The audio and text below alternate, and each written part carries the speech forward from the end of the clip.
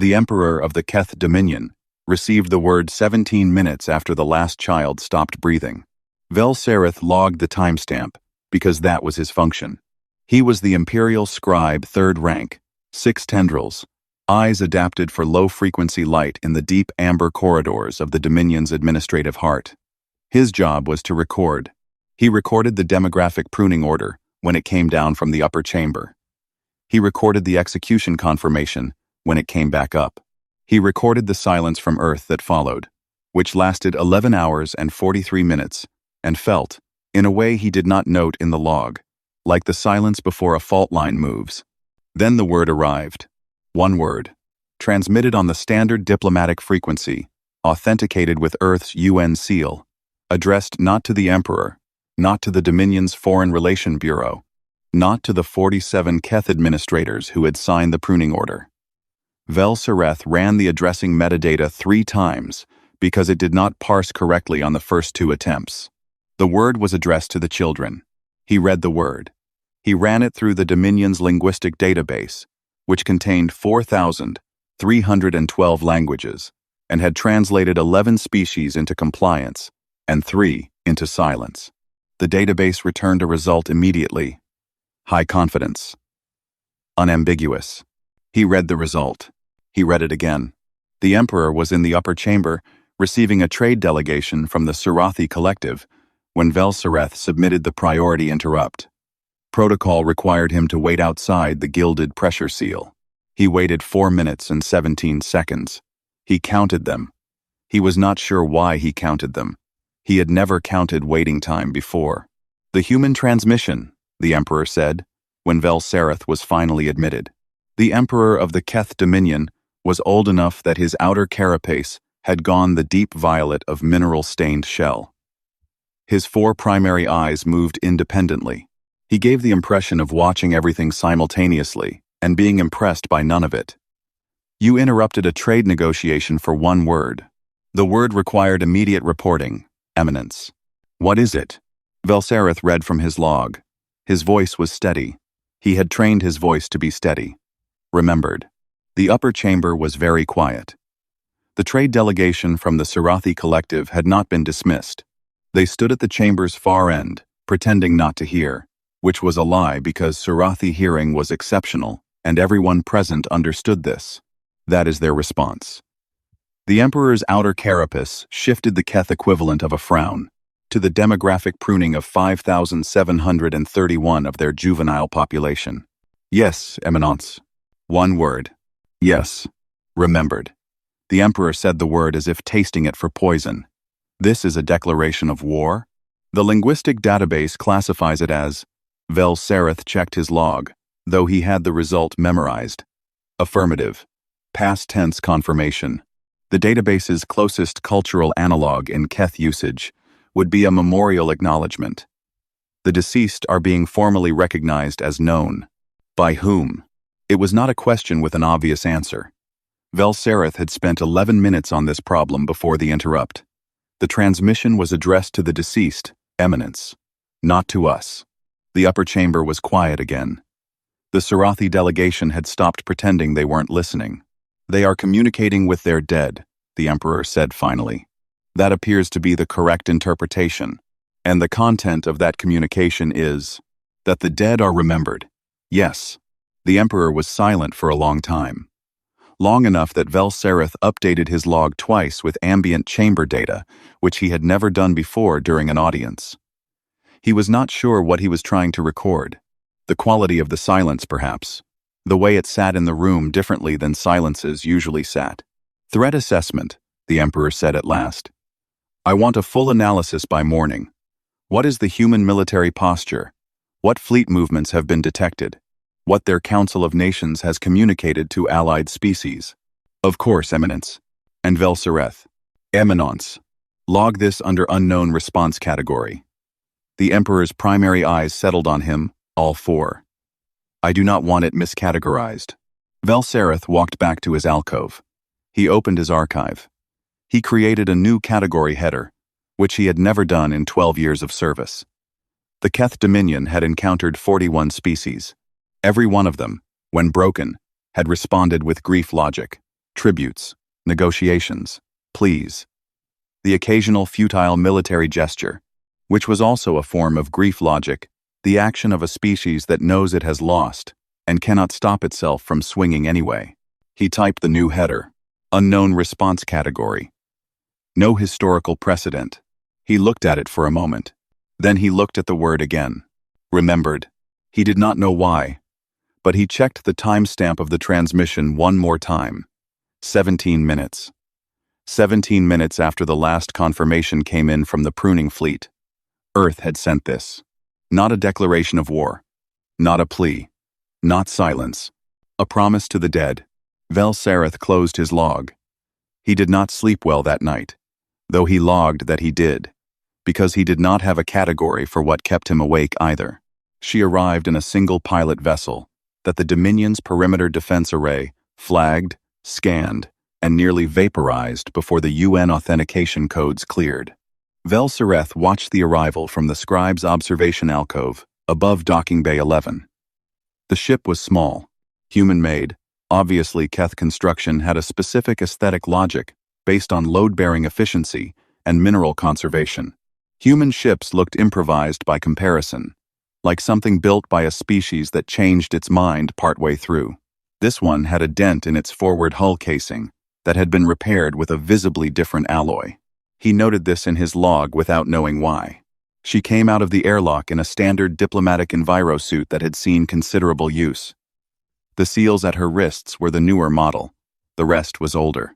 She was 47 years old according to the Dominion's intelligence file, which also listed her as former trauma surgeon, current UN liaison for alien relations, and the only human diplomat who had previously negotiated a ceasefire with the Velshan without using an interpreter. She had black hair going gray at the temples. She moved through the decontamination corridor, the way surgeons moved, not impatiently, but with the specific economy of someone who had learned to conserve motion, because wasted motion cost time, and time cost lives. She had not slept in 6 days. Vel-Sareth could not determine this from observation. He noted it later, when he reviewed her biosigns from the base sensors. Heart rate, elevated. Cortisol markers at the upper range of sustainable function. The kind of numbers a body produces when it has decided that sleep is optional and hasn't updated that assessment in nearly a week. She had brought one item off the ship, a data drive, small enough to fit in her closed fist. Keth protocol required visiting diplomats to submit grief documents within 2 hours of arrival. The grief document was standard procedure for species who had suffered losses under Dominion administrative orders. It was a formal acknowledgement of the Dominion's authority, combined with a request for consideration of humanitarian accommodation. Every species submitted them. The Velshan had submitted 17.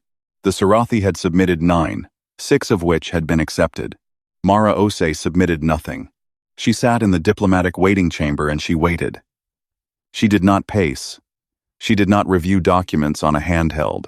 She sat in the Keth-proportioned chair, which was too large for her and designed for a body with a different number of joints, and she looked at the middle distance with the focused emptiness of someone running internal calculations. Vel-Sareth, watching from his monitoring station, updated her file. No grief document submitted, awaiting protocol clarification. Then he sat and waited alongside her, in a sense, which was not his function, but which he found himself doing regardless. The Emperor granted audience at the 3rd hour. Vel-Sareth took his place in the scribe's alcove of the imperial chamber.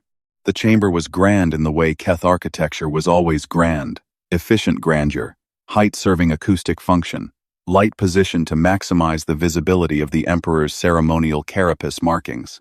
It was designed to make visitors feel small. It worked reliably on most species. She walked in and looked at the Emperor, the way a surgeon looks at a tumor. Not hatred, not fear, clinical interest. The particular focused attention of someone determining the nature and extent of a problem. Diplomato say. The Emperor spoke first, which was protocol. The Dominion initiated all formal exchanges. You have come without your grief documents. This is irregular. I don't have anything to grieve document to you, she said. Her voice was even. It was not the evenness of someone suppressing emotion. It was the evenness of someone who had passed through emotion into something on the other side of it. I'm here to observe. To observe. Your court. Your administrative processes. The way you conduct your affairs.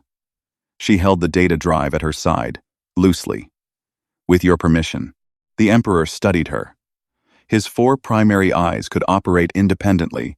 He was capable of processing 4 separate points of focus simultaneously. He brought all 4 to bear on this woman in the worn diplomatic suit. You represent Earth's governing body. Yes, Earth has suffered a significant demographic event under Dominion Administrative Authority. 5,731 children, she said. The words came out the same as the rest of her words. Level. Factual. Yes. And you do not wish to negotiate. I didn't say that. The Emperor's carapace shifted. What do you wish? She looked at him. I'd like to see the records. Velsereth watched the Emperor process this request. The Dominion's records of the pruning operation were not classified. Classification implied the possibility of shame, and the Dominion did not operate on shame. The records existed. They were accurate. They were filed under Administrative Action 7441C, Demographic Pruning, Human Colonies, and they contained exactly what they claimed to contain. The Emperor, Velsereth noted, expected her to break when she saw the numbers. This was the standard calculus. Show a species the full scope of what has been done to them, documented and filed and bureaucratically finalized, and they understand the reality of their position. They grieve. They negotiate from grief. You may access the relevant files, the Emperor said. She nodded once. No gratitude. No visible reaction.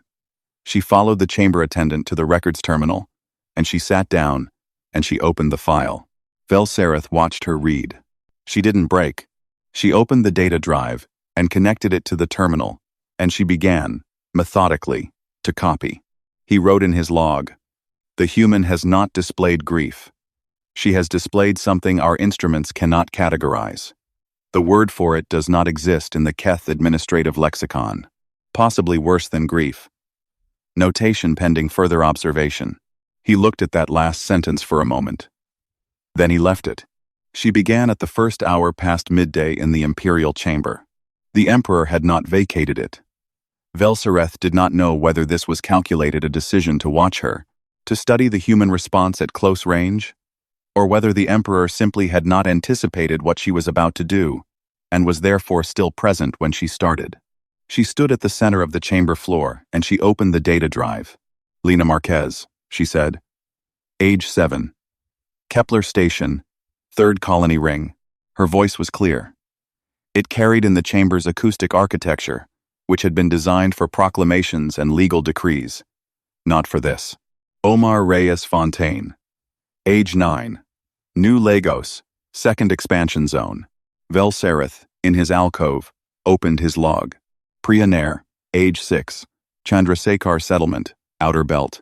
He began to write the names down. He did not examine why he was doing this. It was not his function. The names were not part of the official administrative record he was tasked to maintain. He wrote them anyway, in a secondary file, which he labeled Times Supplementary Observation Log Times, and which was, technically, within the boundaries of his discretionary recording authority. Tobias Wren, age 11. Armstrong City, Lunar 1. By the 400th name, 3 of the chamber's 6 floor-level attendants had found reasons to be elsewhere. Velsereth noted their departures in the main log with timestamps, but no editorializing. They had other duties, probably. Amara Okello, age 8. Mombasa Orbital, Ring C. By the 800th name, the room's acoustic quality changed. The chamber had been designed for an audience that moved and shifted, and provided the ambient noise of living administration. Without them, each name hit the high mineral walls and came back distinct. There was no overlap. Each child's name had its own moment of return, bouncing off the stone, fading, making room for the next. Hiroshi Tanaka Webb, age 4. 4. Velsereth's transcription did not slow. His notation system was efficient. Name, age, location. 41 characters on average. He had transcribed longer documents in less time. He noticed, at the 1100th name, that his transcription rate had dropped by 6%. He could not account for this technically. His appendages were functioning normally. The data input rate was consistent. The reduction was coming from somewhere else. A fractional hesitation between each name that had no mechanical cause. The Emperor had not moved. This was the thing Velsarith noticed most, in the way you notice the thing that breaks the pattern. The Emperor of the Keth Dominion, who managed 4 simultaneous administrative functions during standard audiences, who reviewed treaty modifications in real time, who had once signed 11 execution orders during a diplomatic reception, without pausing the reception. This emperor was doing nothing, except sitting in his primary throne and listening to a human woman read names. Yusuf al-Rashid. Age 10. Titan Station. Science Quarter. By the 2000th name, the chamber was half empty. By the 3000th, Velsarith had stopped noting the departures. Chiamaka Eze. Age 7. New Abuja, West Habitat. He wrote the names. He wrote all of them. He did not question this. There was, he understood dimly, no version of himself that was going to stop writing the names partway through. The logic of the thing, the particular inexorable logic of a list that had a number at the front of it and would have a last entry at the end, required completion. You did not begin a count and abandon it. The count existed. The count had always existed, filed under Administrative Action 7441C, complete and accurate and filed. She was making him feel that. That was the thing she was doing. She was not performing grief. She was not making an argument. She was performing a mathematical proof that 5,731 was not a statistic, that it was 5,731 individuals, each of whom had had a name before the Dominion's administrative apparatus had processed them into a number, and that the names had existed before the number and continued to exist after it, and that someone was going to say them, and it was going to take exactly as long as it took. Felix Johansson Park. Age 12. Velsarith's secondary file was now the longest document he had ever personally compiled. She read for 4 hours and 19 minutes. At the end, the chamber held the Emperor, Velsarith, in his alcove, and 2 attendants who had never found their reason to leave. She closed the data drive. She looked up at the Emperor. "Now you know them," she said. The Emperor's carapace was very still. When he finally spoke, his voice had the same register as always. Formal, controlled, the voice of someone accustomed to the weight of the words they use. But the words themselves came a fraction of a second slower than usual. Velsarith noted the timing because timing was data. "What do humans intend?" the Emperor said. She looked at him. The look she gave him was the same look she had given him at the beginning, the surgeon's look, the clinical interest, but something had shifted inside it. There was something beneath the clinical surface now that had not been there before, or that he had not been able to see before. She smiled. It did not reach her eyes. "I'll be in touch," she said. In his alcove, Velsarith looked at his secondary file. 5,731 names. Ages ranging from 8 months to 14 years. 41 inhabited human settlements across 6 star systems. He saved the file. He had never saved a document with such care before. He checked the backup redundancy twice. He did not know, sitting there in the amber low light of his alcove, what had been built in that chamber over those 4 hours and 19 minutes. He knew only that something had been constructed, out of names and silence, and the acoustic return of a room designed to make things sound official, and that whatever it was going to be very difficult to unbuild. It began at 0300 hours, Imperial Standard. Velsarith was at his station, processing the overnight administrative log, when the first monitoring alert came in. He almost filed it as a communications array anomaly. The Dominion sensor net occasionally picked up background radiation artifacts on diplomatic frequencies. It was a known calibration issue, low priority, handled by the Technical Maintenance Bureau. Then the second alert came in. Same frequency band, different origin point. 11 light minutes from the first. Then 17 more. He pulled the full sensor report, and looked at it for a long time. The data was clean. No calibration artifact. These were intentional transmissions, authenticated, continuous, originating from human settlement coordinates across 4 star systems simultaneously. He opened the audio translation of the nearest signal. Lena Marquez, age 7. Kepler Station, 3rd Colony Ring. He sat very still. Omar Reyes Fontaine, age 9. New Lagos, 2nd Expansion Zone. The same list. Being read, on every human frequency, from every human colony, at the same time. Not a military broadcast. Not coded communications. Just the names. Being sent out on the standard public diplomatic band that every species in the monitored galaxy kept receivers tuned to. Velsarith submitted a priority interrupt at 0317. The Emperor was not pleased about the hour. How many broadcast points? The Emperor said, in the flat tone that meant he was computing something and preferred not to be asked follow-up questions while he did it. Current count is 63, Eminence. The number is increasing. We're detecting new origin points every 11 to 14 minutes as human settlements in the outer systems come into transmission range. Duration. The list takes 4 hours and 19 minutes to read in full. The broadcasts began simultaneously and appear to be looping. Velsarith checked his data. We are currently in the 2nd cycle. The Emperor was quiet. Can we jam it? The broadcast is on the standard diplomatic monitoring frequency. Velsarith kept his voice level. Jamming that frequency would constitute a communications interdiction event under the Galactic Compact, Articles 14 through 17. It would be an act of aggression against every signatory species, not solely against humanity. I know what the articles say. Yes, Eminence. I raised it because the practical consequence is that we cannot silence the broadcast without declaring, in effect, war on the monitoring compact itself. The 42 signatory species would interpret it as, I know how they would interpret it. The Emperor's 4 eyes had settled into an unusual configuration. 2 forward, 2 inward. The expression Velsarith associated with a problem that did not fit existing frameworks.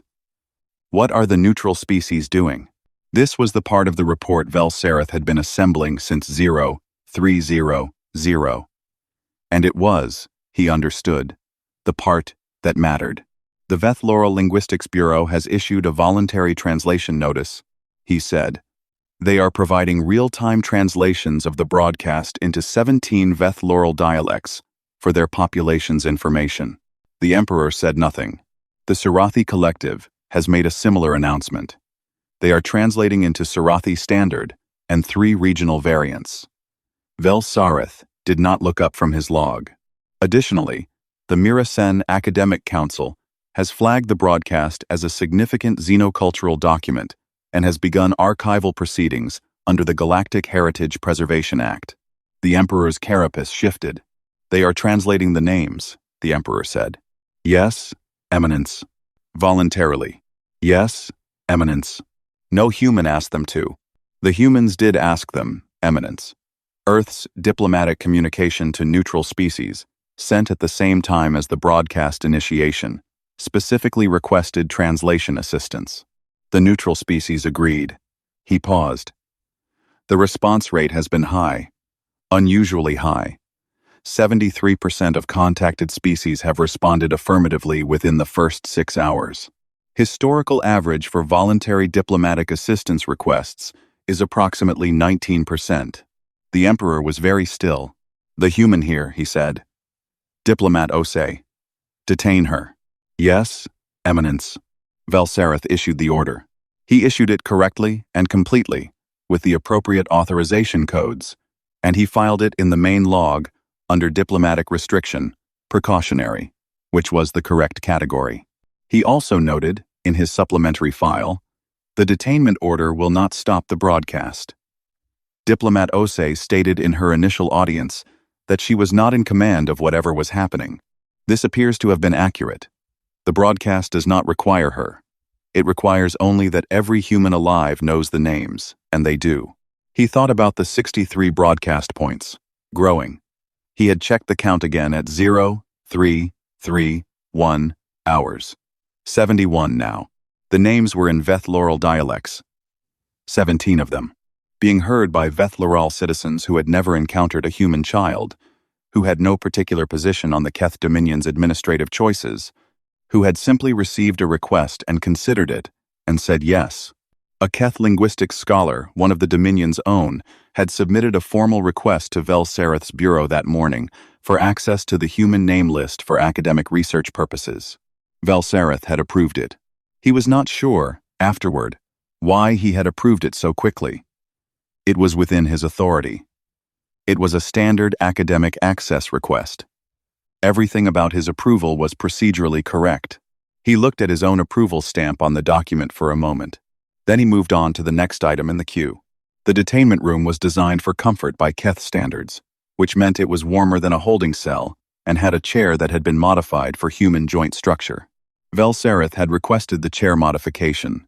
He filed this under diplomatic accommodation, standard, which was accurate enough. She was sitting in the chair when he entered, looking at the wall with the same focused emptiness she'd had in the waiting chamber on arrival. The biosign reader he carried showed her heart rate at 62, lower than it had been when she arrived. She had slept, finally. 4 hours. The overnight sensor log showed. He set a tray of food down human-compatible, synthesized from the Dominion's nutrition database, and took a position near the door. This was not a formal interrogation. He was not certain what it was. He was a scribe. He recorded things. He had decided he needed to record this directly. "The Emperor wants to know what the word meant," he said. The first word. The transmission. She looked at him. Her eyes were the dark brown that appeared in roughly 40% of human facial profiles, according to the Dominion's xenobiology files. They were considerably more difficult to read than Keth eyes, which oriented and dilated in measurable ways. Human eyes, he had concluded over the past several days, communicated primarily through the surrounding musculature, which required extensive study to interpret. "He's been wondering since it arrived," she said. "Yes." He could have asked at any time. "Yes." She was quiet for a moment. Then, he didn't ask because he thought he'd figure it out. And then he thought asking would be admitting he couldn't. And then he was too far in. She said it without judgment. "Clinical observation. I've seen that pattern in operating rooms. Surgeons who won't ask for help because they got past the point where asking was comfortable." Vel-Sareth said nothing. He was recording. "Sit down," she said. He sat. This was not protocol. He sat anyway. She looked at the wall for another moment, then back at him. "What do you think it meant?" He considered giving the translation database's answer. He had it ready. He had been carrying it for days. "The database says memorial acknowledgement. Past tense confirmation. That's what it is?" she said. "Yes. But you transmitted it to the children, not to us." "Yes. You were telling them they were remembered, not threatening us, not declaring war, not making demands."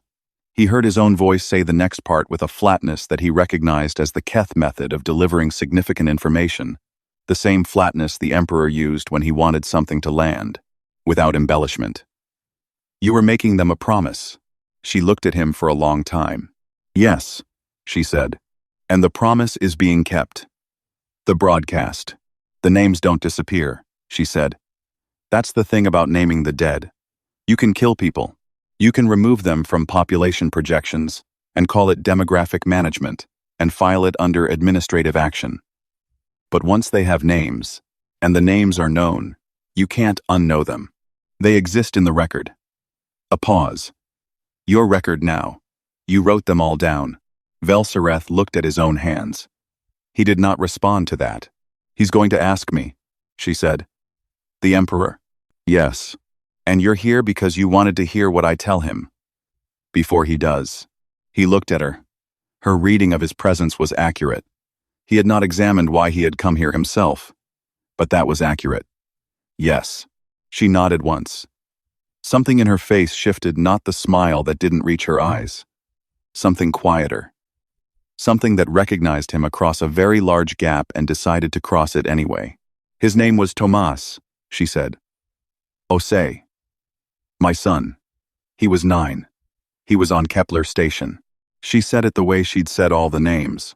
Level. Factual. Velsareth opened his supplementary log. He looked at the list until he found the name. Tomas Osei, age 9.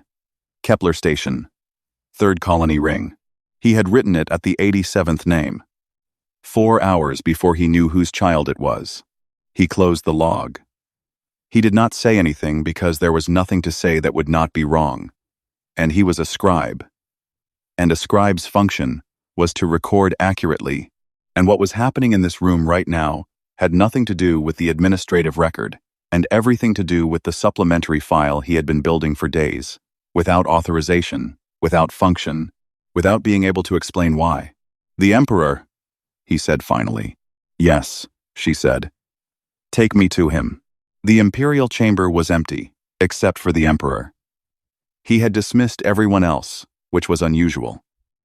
Velsareth stood at the entrance, because his alcove was unoccupied, and that was where he belonged, and he watched Mara Osei walk to the center of the chamber floor and stand there in her worn diplomatic suit with her data drive at her side. "The word," the Emperor said. "Remembered," she said. "We know the translation. Explain the intent. You already understand the intent." She looked at him with the clinical look. "That's why you asked." The Emperor was quiet. "You wanted them to be a statistic," she said. 5,731 is a very clean number. You can put it in a report. You can file it under administrative action. You can make decisions from it about human expansion projections and territorial threat assessments and long-term demographic management. A pause.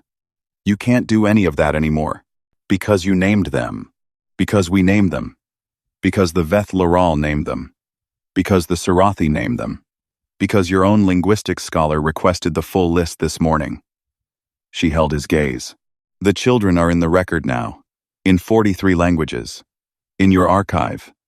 She glanced, briefly, toward Velsareth's alcove. "In your scribe's personal log." The Emperor's 4 eyes moved to Velsareth. Velsareth did not look away. "The word wasn't a threat," she said. "It wasn't a declaration of war. It was a receipt."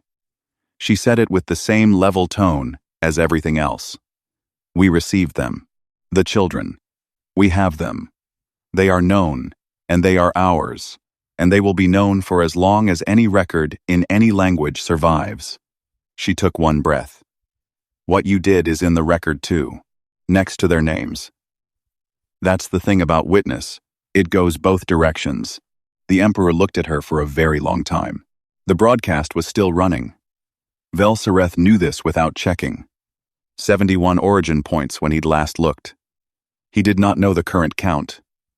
He would check later. He would note it in the log. "You're free to go," the Emperor said. His voice was controlled. Everything about his bearing was controlled, but the words came at that same fractional delay Velsareth had been noting since she'd said times. "Now you know them times," in this same chamber 2 days ago. She didn't thank him. She didn't ask for safe passage guarantees. She walked toward the chamber exit, past Velsareth's alcove. She stopped. She looked at his terminal.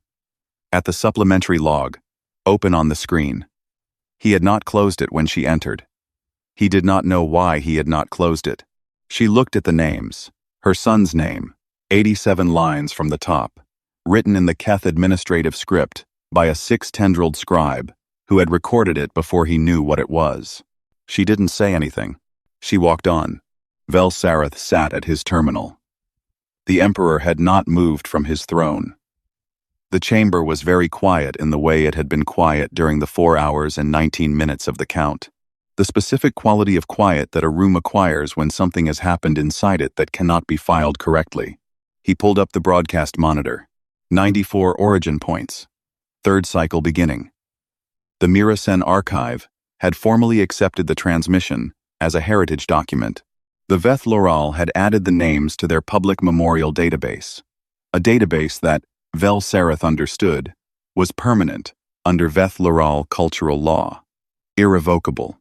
He opened his supplementary log. He read the names from the beginning. Not aloud. He was alone in the alcove, and there was no protocol requiring vocalization. And Keth scribes did not perform the documents they recorded. That was not their function. He read them anyway. All 5,731. He did not note the time it took him. Some things were not for the log. Outside, on the frequencies the whole galaxy monitored, the names were still going out. Into the dark, in 43 languages, addressed to children who could not hear them. Lena Marquez, Omar Reyes Fontaine, Priya Nair, Tobias Wren, Amara Okello, Tomasz Osei. The broadcast did not require anyone to continue it.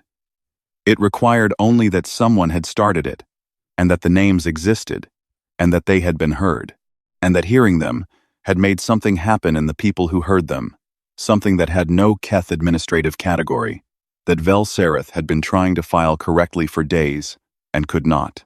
He stopped trying to file it. He read the last name.